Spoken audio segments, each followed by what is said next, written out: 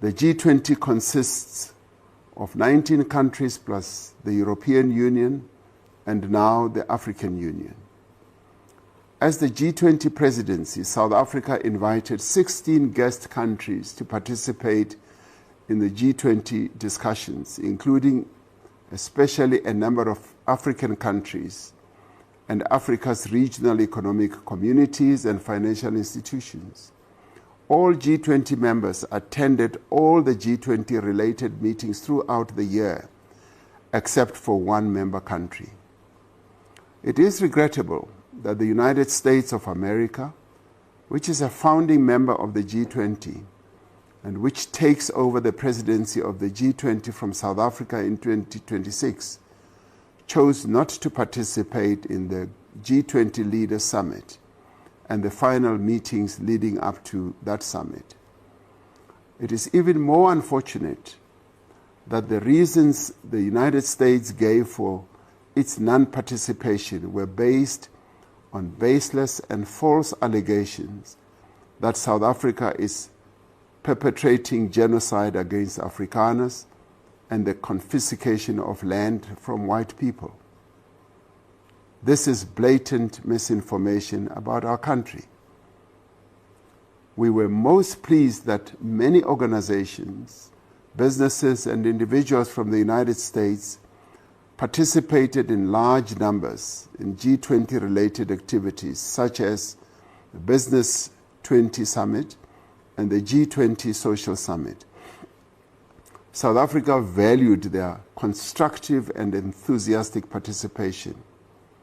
Earlier this week, we formally handed over the G20 presidency for 2026 to the United States, observing the appropriate diplomatic protocols. A few days ago, President Donald Trump made a statement to the effect that South Africa would not be invited to participate in the G20 in the United States. He repeated untrue statements about genocide against Afrikaners and the confiscation of land from white people in our country. We must make it clear that South Africa is one of the founding members of the G20, and South Africa is therefore a member of the G20 in its own name and right. We will continue to participate as a full, active, and constructive member of the G20. Despite the challenges and misunderstandings that have arisen between South Africa and the United States, South Africa remains a firm and an unwavering friend of the American people. We recall the great solidarity movement in the United States that stood by our side in our struggle for democracy and freedom. We recall how the Bill of Rights in the United States Constitution inspired us as we wrote our own Constitution. We offer the people of the United States nothing but goodwill and friendship.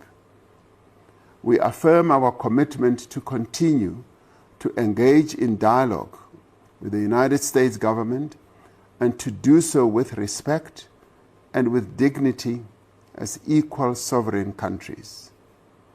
We value the United States government and its people as a partner.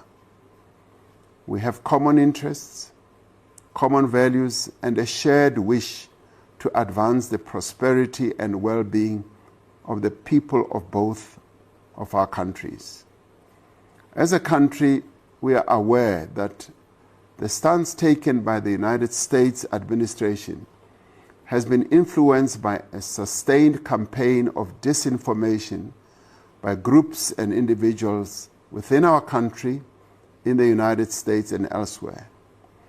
These people who are spreading disinformation are endangering and undermining South Africa's national interests, destroying South African jobs, and weakening our country's relations with one of our most important partners. We must remind these people that South Africa is a constitutional democracy with a Bill of Rights that guarantees equality under the law. We have an independent judiciary able to uphold our constitution and defend the rights of all South Africans. We are a country that has a tradition of dialogue, that has an enduring ability to come together to confront the challenges that we face.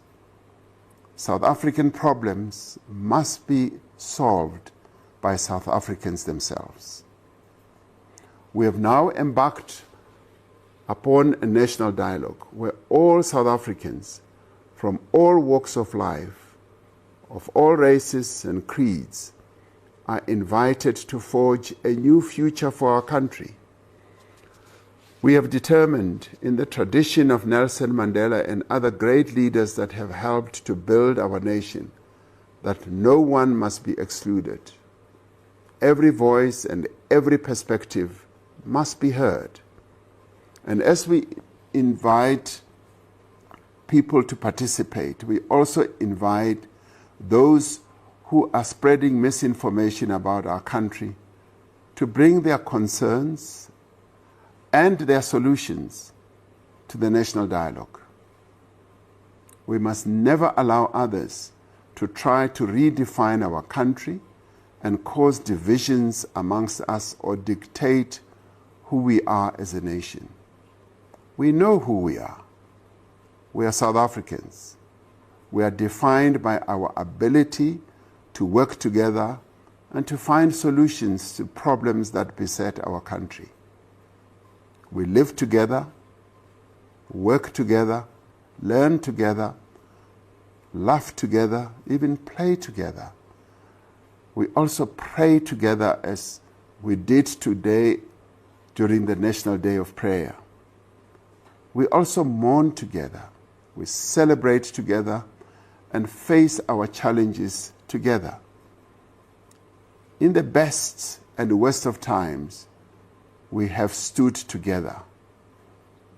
We must work with greater focus and determination to address the many challenges our country is facing and make our South Africa a peaceful, prosperous, and great nation. And as our sportsmen and women have taught us, we are stronger together, always. Lastly, thank you once again for coming together as South Africans to host a very successful G20. You made us proud. Nkosi sikelela iAfrika, Morena, ubuluke sitjhaba sa heso. God CN South Africa. God bless South Africa. Mudzimu pathuchedze Africa Chipembe. Hosi katekisa Africa.